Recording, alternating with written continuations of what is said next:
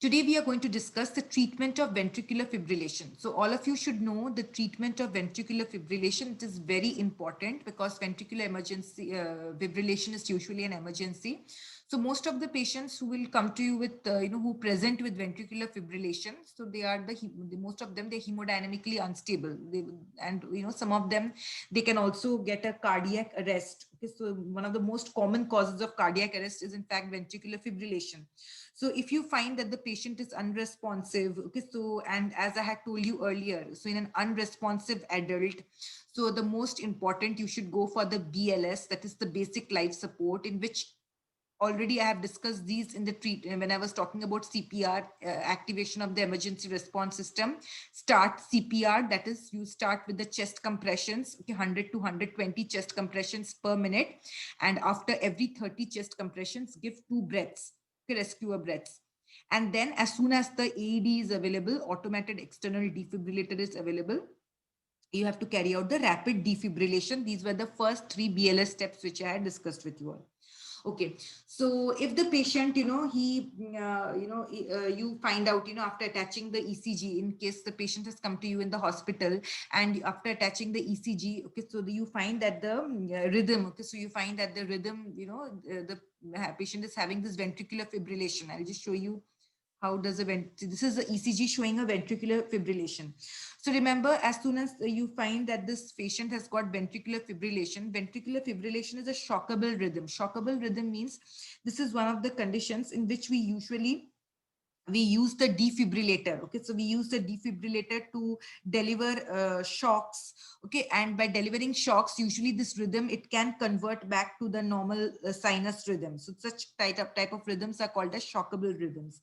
So ventricular fibrillation is a shockable rhythm. So what we do in this ventricular fibrillation is that, so as soon as the defibrillator is available, let us concentrate on this first, on this defibrillator. Your treatment part will mainly start from here. So as soon as the defibrillator is available, there are mainly 2 types of defibrillators. One is your monophasic defibrillator, another is biphasic defibrillator. So here mostly we use the monophasic one only. So if it's a monophasic defibrillator, okay, so this is, if you have seen a defibrillator machine, okay, so you can see, there is this monitor, okay, so where you can see this rhythm. So the cardiac, you can see the rhythm of the heart, you can see the monitor the cardiac rhythm by the ECG. And there are usually 3 buttons. Okay, so one is your on off button here. Okay, so first you are going to on the machine, and then you have got you are going to set up the charge. Okay, so you are going to set up the energy limit. Then you have got another button, your energy limit, like what is the energy at which you have, like usually in the monophasic defibrillator, we set the energy level at 360 joules, and biphasic ones we usually set the energy levels at 150 to 200 joules. Okay, and then after setting the energy, first you are going to on the machine. Okay, so then you're going to set your energy levels. Like it differs in the pediatric and the adults. Okay, so pediatrics we usually give it as 2 joules per kg or maximum 4 joules per kg. Adults, it's 360 joules. Okay, so energy levels, we are going to set the energy levels.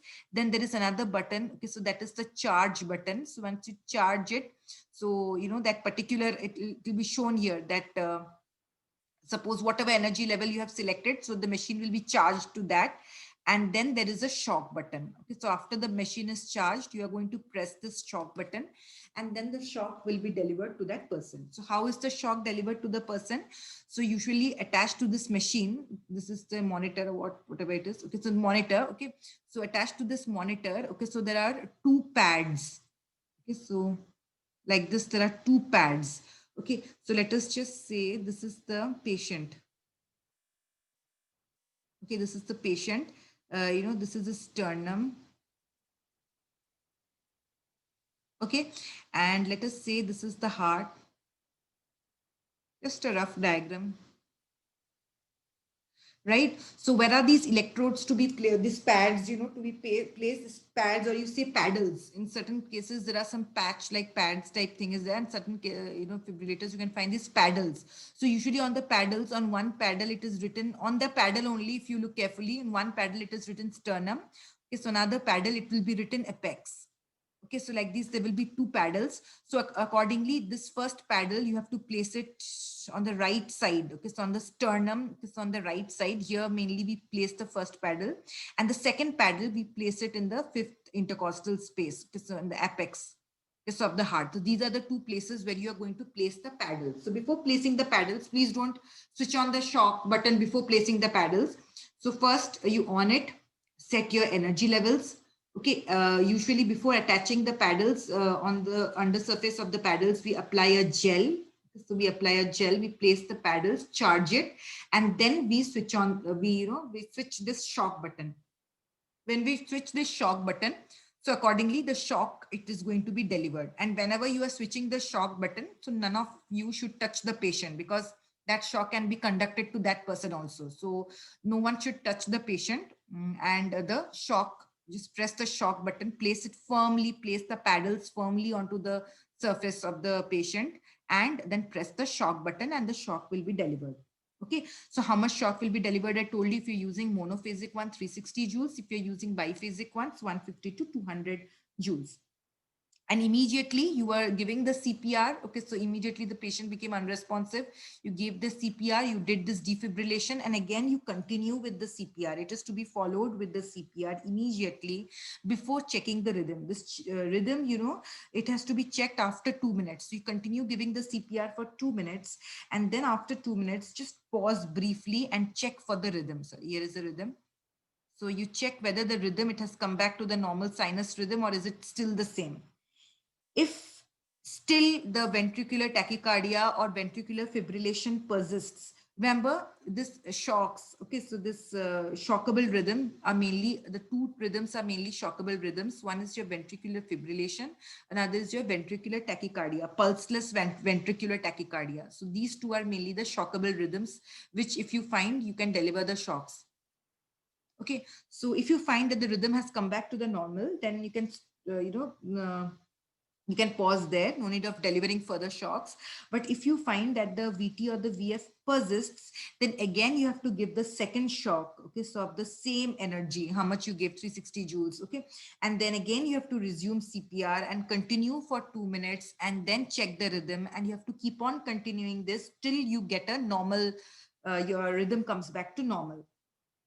Okay, and suppose you are giving the second shock, one more thing what you have to do is that, so immediately after giving first shock you gave, you continued the CPR after for 2 minutes. Okay, so after 2 minutes you checked it, you found still, it is still the ventricular fibrillation is there, it has not come back to the normal rhythm.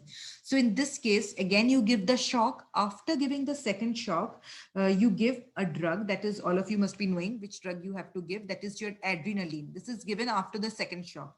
Okay, adrenaline, this is given intravenously in a dose of 1 mg. Okay, so that is your 10 ml of 1 is to 10,000. This is given as an IV bolus. Okay, it is given as an IV bolus, and it is followed, by a rapid bolus of 20 ml of saline. First give adrenaline IV 1 mg, that is 10 ml, 1 to 10,000 IV, dilution IV, followed by 20 ml of normal saline. Just give a bolus dose of 20 ml of normal saline and elevate the arm up. Okay. So if the IV access route is not available, if the IV access is not available, you can also give it by the intraosseous route.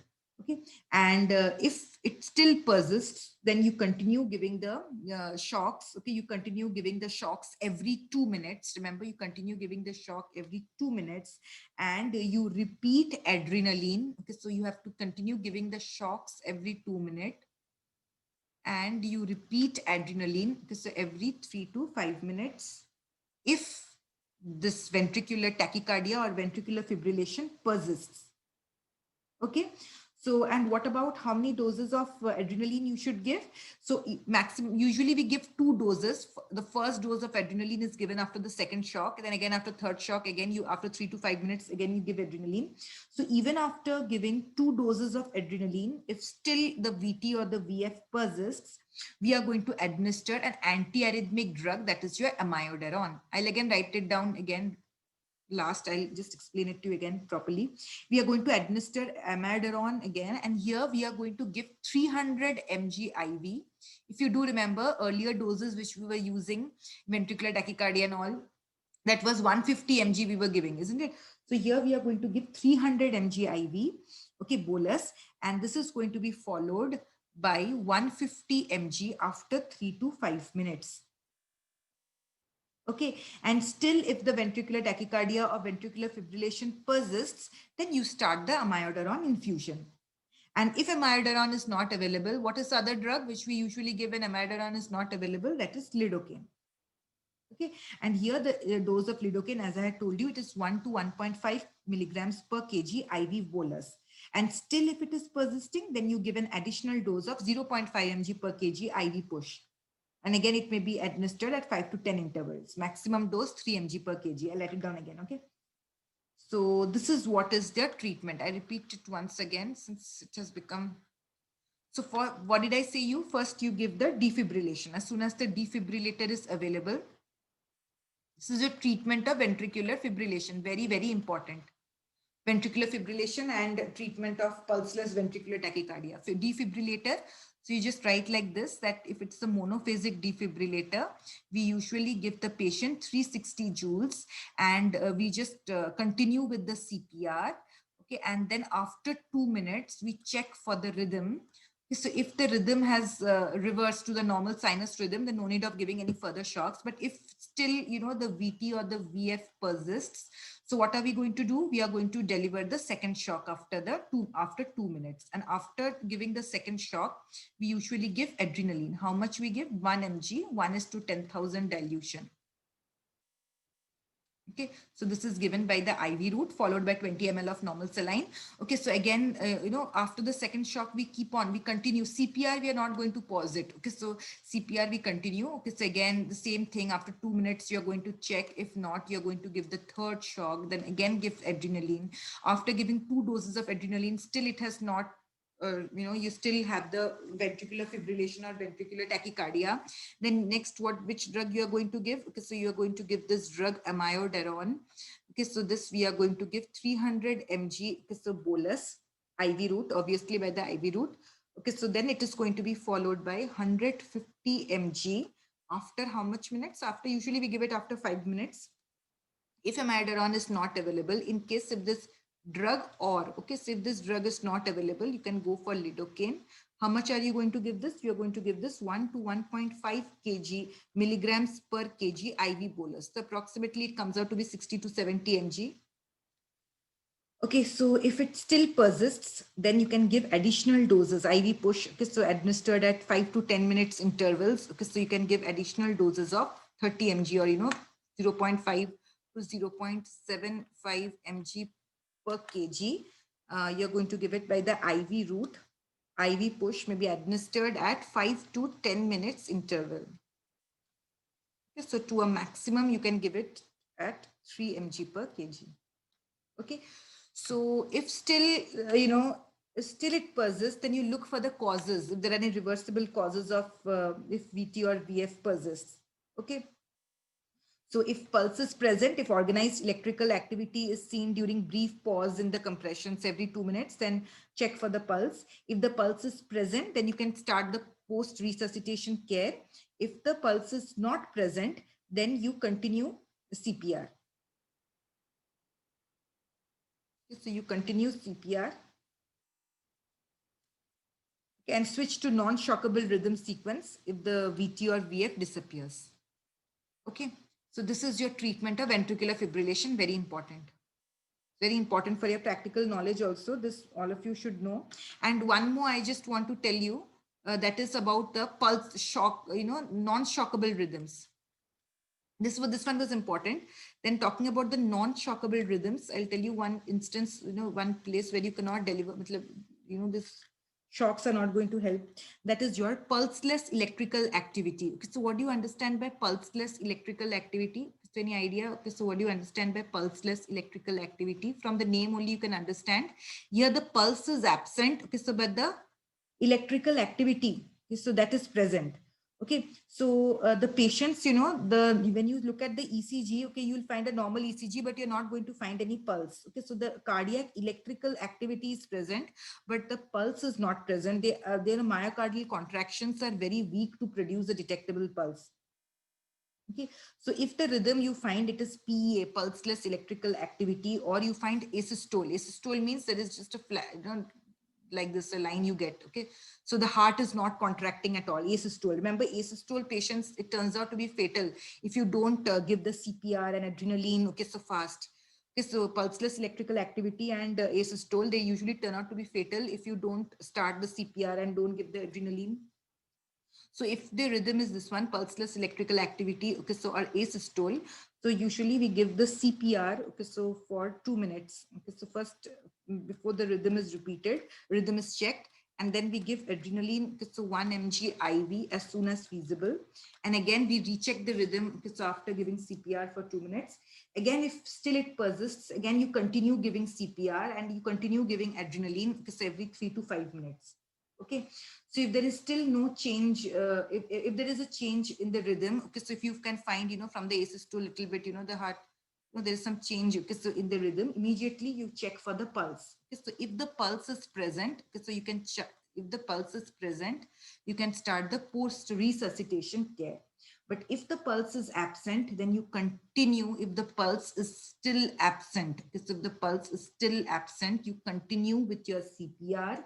Okay, you continue giving adrenaline every 3 to 5 minutes. Okay, and so this is the thing. And if at any time, okay, so while you're giving these drugs, okay, so you're giving CPR and you're giving adrenaline, if any time you find that this rhythm, okay, so suddenly the patient, starts developing ventricular fibrillation. Ventricular fibrillation is a shockable rhythm. So if the patient develops ventricular fibrillation or ventricular tachycardia in this at any time, okay, so then you can again defibrillate the patient and look for any causes, okay, that can produce this pulseless electrical activity, or this asystole. Okay, so this is important. And along with that, you have to maintain proper airway, proper oxygenation. Okay, so all the rhythm appropriate drugs, okay, so you have to administer, and you have to CPR is performed for 10 minutes after the rhythm is confirmed. Okay, so the CPR is performed for 10 minutes. Okay, so after the rhythm is confirmed to be of pulseless electrical activity or asystole, usually you continue the CPR for 10 minutes. Okay, so this is all about it. So next we shall talk about the treatment of shock, or no, one more topic we still left. We shall talk about the causes and features of atrioventricular blocks, first degree, second degree, third degree blocks.